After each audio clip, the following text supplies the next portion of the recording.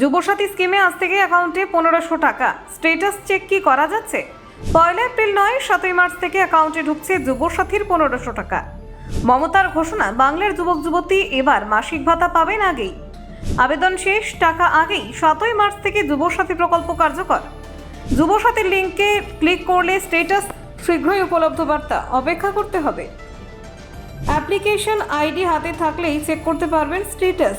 কিন্তু কিভাবে করবেন দেখুন। বাংলার যুবসাথী প্রকল্পের প্রতিশ্রুত মাসিক সহায়তা অবশেষে তরুণদের অ্যাকাউন্টে পৌঁছাতে শুরু করেছে।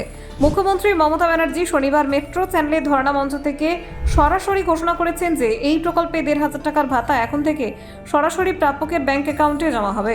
মূল পরিকল্পনা অনুযায়ী প্রকল্পটি 2026 সালে 15 আগস্ট থেকে চালু করার কথা থাকলেও সময়সীমা 1 এপ্রিল এগিয়ে আনা হয়েছিল। এবার তা আরও আগে 7 মার্চ কার্যকর করা হলো। এই প্রকল্পের জন্য আবেদন জমা দেওয়ার সময়সীমা ইতিমধ্যেই শেষ হয়েছে।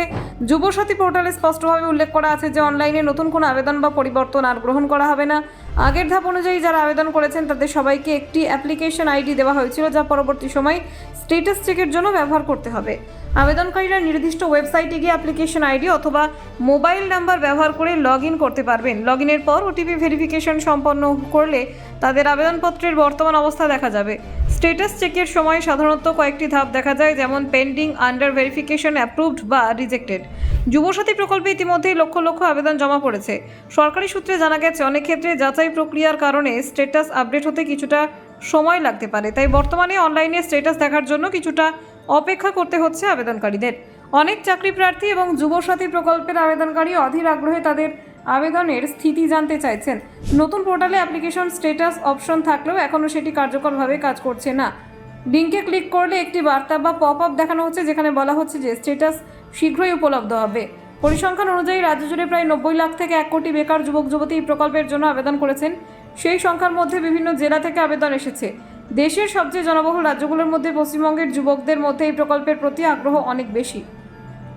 আবেদনের নিরিখে দক্ষিণ 24 পরগনা জেলার শীর্ষে রয়েছে। এই জেলার মোট 9,34,285টি আবেদন জমা পড়েছে। জেলার যুবকদের মধ্যে এই প্রকল্পের প্রতি আগ্রহ অত্যন্ত উঁচু। দ্বিতীয় স্থানে রয়েছে মুর্শিদাবাদ জেলা। এই জেলা থেকে মোট 7,14,133টি আবেদন জমা পড়েছে।